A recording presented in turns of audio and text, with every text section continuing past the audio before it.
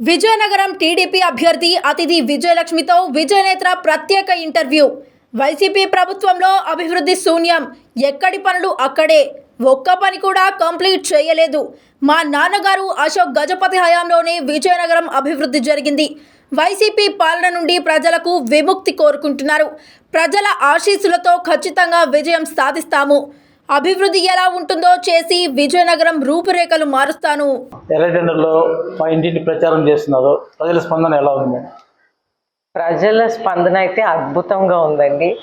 ప్రజలు వెయిట్ చేస్తున్నారు, ఎదురు చూస్తున్నారు. ఎప్పుడు మే 13న వస్తుంది, ఎప్పుడు వాళ్ళ ఓట్ హక్కుని వాళ్ళు వినియోగించుకోవాలనేది వాళ్ళు ఎదురు చూస్తున్నారు. ఇక్కడ ఈ నియోజకవర్గంలో అభివృద్ధి ఏమి జరగలేదని చెప్పేసి మీరు పెద్ద ఇక్కడ బోర్డు అన్ని పెట్టేసినారు. నియోజకవర్గ అభివృద్ధి జరగడం లేదని చెప్పేసి మీరు మా డిస్ప్లే అంతా ఇచ్చారు ప్రజలకు అంతా తీసుకుని, వాటిపైన మీ కామెంట్ ఏంటి? అఫ్ కోర్స్ నియోజకవర్గంలో ఏమీ అభివృద్ధి అయితే చెందలేదు. ఎందుకంటే మన ప్రభుత్వంలో ఉన్నప్పుడు, తెలుగుదేశం పార్టీ ఉన్నప్పుడు అన్ని విధాలుగా అభివృద్ధి జరిగింది. వాటర్ ఫెసిలిటీస్ అవనియండి, మనం ముషిడిపల్లి వాటర్ స్కీమ్ పెట్టి ఊటబావులతో విజయనగరంకి వాటర్ తెప్పించాము. ఆ ఒకటే ప్రాజెక్ట్లో 12 వాటర్ ట్యాంక్స్ కూడా కట్టాం. అలాగే నేను ఇప్పుడు ఎక్కడికి వెళ్ళినా సరే ఈ ట్యాంక్ మీ నాన్నగారు టైంలో కట్టారు. ఇప్పుడు అంటే పెరిగిన జనాభా వలన అది సరిపోవటం లేదు. మీరు ఇంకా ఎక్కువ వాటర్ కెపాసిటీ అయినా, లేకపోతే ఆ కెపాసిటీ పెంచాలి, లేకపోతే ఇంకొక ట్యాంక్ కట్టాలని ఆ విధంగా ప్రజలు అడుగుతున్నారు. అలాగే చాలా మటుకు విజయనగరంలో పైప్ లైన్స్ కూడా, వాటర్ పైప్ లైన్స్ వేశారు. అయితే ఈ పైప్ లైన్స్ వేసినప్పటికీ కూడా మన ప్రభుత్వంలో వాళ్ళు ఒక సింపుల్ ట్యాప్ కనెక్షన్ కూడా ఇవ్వలేకపోయారు చాలా చోట్ల. సో వాళ్ళు బేసిక్గా అభివృద్ధి ఏం చేయలేదు. మనం 12 రోడ్లు మనం ప్రతిపాదించాం, మెయిన్ రోడ్స్ డబుల్ లేనింగ్తో, సెంట్రల్ లైటింగ్తో. అయితే ఈ 12 మెయిన్ రోడ్స్ మనం ప్రతిపాదించాం, 8 కంప్లీట్గా పూర్తి చేశాం మన హయాంలో. మిగతా 4 కూడా వాళ్ళు చేయలేకపోయారు ఈ 5 సంవత్సరాల్లో అనేది మన అందరికీ తెలిసిన విషయమే.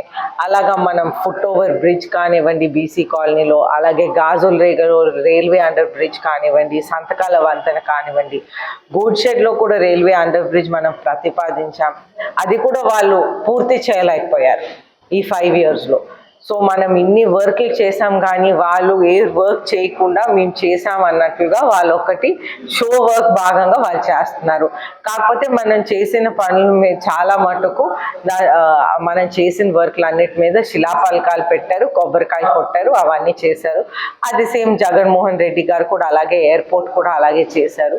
మన గవర్నమెంట్ ఉన్నప్పుడు, తెలుగుదేశం పార్టీ గవర్నమెంట్ ఉన్నప్పుడు, లాస్ట్ టైం ఎన్డీఏ ఉన్నప్పుడు 2017లో నాన్నగారు యూనియన్ మినిస్టర్గా ఉన్నప్పుడు ఈ భోగాపురం ఎయిర్పోర్ట్కి పర్మిషన్స్ వచ్చినాయి.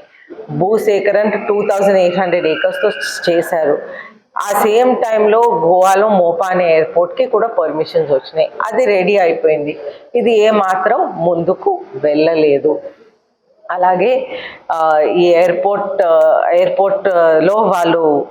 వాళ్ళ ప్రభుత్వం వచ్చాక 2800 ఏకర్స్ నుంచి 500 ఏకర్స్ వాళ్ళు తీసేశారు, తగ్గించేశారు. అది తగ్గించి ఏం తగ్గించారు అనేది వాళ్ళు చెప్పలేదు. అయితే ఇప్పుడు మనకి కార్గో సెక్షన్ కూడా పర్మిషన్స్ వచ్చినాయి అక్కడ.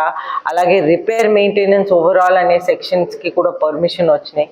ఇవన్నీ వచ్చుంటే మనకి ఎన్నో ఉద్యోగ అవకాశాలు వచ్చాయి, మన ఏరియా ఎంతో డెవలప్ అయ్యేది. అలాగే చంద్రబాబు నాయుడు గారు ముఖ్యమంత్రి ఉన్నప్పుడు మనకి ఐటీ హబ్ ఒకటి పెట్టారు వైజాగ్ విజయనగరం మధ్యన. అయితే ఈ ఐటీ హబ్, మిలేనియం టవర్స్ ఇవన్నీ వాళ్ళు పట్టించుకోలేదు, గాలికి వదిలేశారు. ఐటీ కంపెనీలు చాలా మూతపడి పక్క రాష్ట్రాలకు వెళ్ళిపోయాయి. అయితే మన రాష్ట్రంలో మనం ఏం కోల్పోయాం? దీని వలన మనం ఉద్యోగ అవకాశాలు మనం కోల్పోయాం. అలాగే ఎన్నో పరిశ్రమలు తీసుకొచ్చారు చంద్రబాబు నాయుడు గారు. అదాని డేటా కేబుల్ సెంటర్ కానివ్వండి, ఫ్రాంక్లిన్ టెంపుల్టన్ గ్రూప్ కానివ్వండి, లులు సెంటర్ కానివ్వండి, ఇవన్నీ మన రాష్ట్రాన్ని వదిలేసి వెళ్ళిపోయాయి. అయితే మనం ఇవన్నీ పోవటం వలన మనం ఏం కోల్పోయాం? జాబ్ ఆపర్చునిటీస్ మన పిల్లలకి రాలేదు. ఇది విపరీతంగా మనం కోల్పోయాం. డెవలప్మెంట్ అనేది పూర్తిగా మనం కోల్పోయాం. ఓకే సరే, డెవలప్మెంట్ చేయలేదు, వాళ్ళు ఎలాగో అందరికీ తెలుసు వాళ్ళు డెవలప్మెంట్ చేయలేదు. ఉద్యోగ అవకాశాలు మాత్రం గాలికి వదిలేశారు. చెప్పింది ఒకటి, చేసింది ఒకటి. వాళ్ళు పాదయాత్రలో జగన్మోహన్ రెడ్డి గారు తిరిగినప్పుడు ప్రతి January 1st జాబ్ క్యాలెండర్ అన్నారు. ఇన్ని January 1st అయిపోయినాయి. ఎన్నో ఫ్రమ్ ద టైమ్ ఆయన టేక్ ఓవర్ చేసినప్పుడు ముఖ్యమంత్రి అయినప్పటి నుంచి ఇప్పటి వరకు ఎన్నో January 1st అయినాయి. ఏ ఒక్క January 1st కూడా ఒక జాబ్ క్యాలెండర్ అయితే రిలీజ్ చేయలేదు.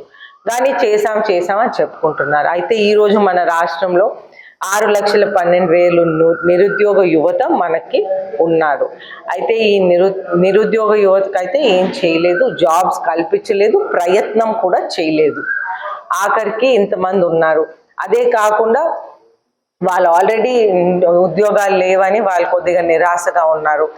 పైగా ఈ డ్రగ్స్ అనే పదార్థం ఒకటి విచ్చలవిడిగా దొరుకుతుంది. March 22న 25,000 kgs డ్రగ్స్ వైజాగ్ పోర్ట్కి వచ్చింది. అయితే మనం ఆలోచించాలి, ఒక 1 kg షుగర్ ప్యాకెట్ ఎంత ఉందో అలాగ 25,000 kgs అని ఆలోచిస్తే అసలు ఇది ఏం జరుగుతుంది అనేది అలాగ అనిపిస్తుంది ఎవరికైనా, అలాగ షాక్ వచ్చేస్తుంది ఏం జరుగుతుందని మన రాష్ట్రంలో. అలాగే ఈ 25,000 kgs డ్రగ్స్ వైజాగ్లోనే కాదు, విజయనగరంలో కూడా మనం స్టేషన్ రోడ్ వెనకాతల 18 kgs డ్రగ్స్ దొరికింది. అయితే ఈ విధంగా మన రాష్ట్రంలో తీసుకువెళ్ళిపోతుంటే యువత ఏమవుతారు మన రాష్ట్రంలో అనేది ఒక పెద్ద ప్రశ్న. ఎందుకంటే ఇలాగ డ్రగ్స్ విచ్చలవిడిగా దొరుకుతుంది. ఒక పక్క వాళ్ళకి ఉద్యోగాలు లేవు, ఇంకొక పక్క ఈ డ్రగ్స్ విచ్చలవిడిగా దొరుకుతుంది. సో అయితే ఇది ఎప్పుడైతే ఆ చైల్డ్ అలవాటు పడిపోతారో ఈ డ్రగ్స్కి, వాళ్ళ డ్రగ్స్కి బానిసలు అయిపోతారు. అప్పుడు వాళ్ళ సమాజంలో దేనికి పనికిరారు. మన రాష్ట్రం పూర్తిగా, మన రాష్ట్ర భవిష్యత్తే యువత, వాళ్ళందరూ పాడైపోతారు. అది ఒకసారి వాళ్ళు పాడైపోతే ఇంకా మన రాష్ట్రం ఇంకేమవుతుంది, ఇంకా ఏమవుతుందో అందరికీ తెలిసిన విషయమే. ఆల్రెడీ అధోగతి పాలైపోయింది. ఇంకా మన యువత కూడా వేస్ట్, దేనికి పనికిరారంటే ఇంకెలాగైపోతుంది. ఆల్రెడీ ఈ సిచ్యువేషన్లో చాలా చైన్ స్నాచింగ్లు, పాకెట్ కొట్టేయటం, ఇటువంటి క్రైమ్స్ చాలా పెరిగిపోయినాయి. అంటే ఎప్పుడైతే ఈ పదార్థం ఇలాగ దొరుకుతుందో న్యాచురల్గా క్రైమ్ రేట్ పెరుగుతుంది. ఏ ఏరియా అయినా చూడండి, ఎప్పుడైతే డ్రగ్స్ ఎక్కువ పెరుగుతుందో అక్కడ క్రైమ్ రేట్ కూడా ఎక్కువ పెరుగుతుంది. అయితే మన ప్రభుత్వం వచ్చాకైతే 100 రోజుల్లోనే ఈ డ్రగ్స్ అనే పదార్థం అరికడతాం.